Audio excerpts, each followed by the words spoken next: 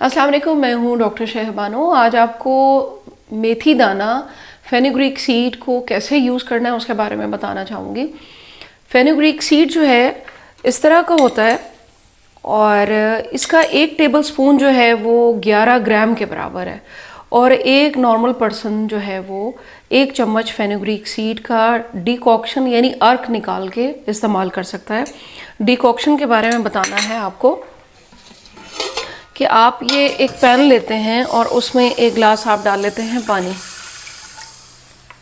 और 1 चम्मच भरकर आपने ये रात को भिगो देना है और इसी पानी में आपने ये इसको हल्की आंच पर बिल्कुल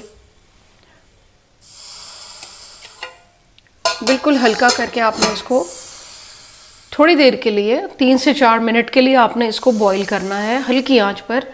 और जब ये बॉईल हो जाएगा फिर हमने इसको छान लेना है। ये 5 से 7 मिनट बिल्कुल हल्की आंच पे आप इसका कलर देखें और आपने अब इसको छान लेना है ऐसे। और ये 1 गिलास आप दिन में किसी भी टाइम आप ले सकते हैं, जैसे कि 2-2:30 बजे, दिन के 2-2:30 बजे आप इसको इस्तेमाल करें।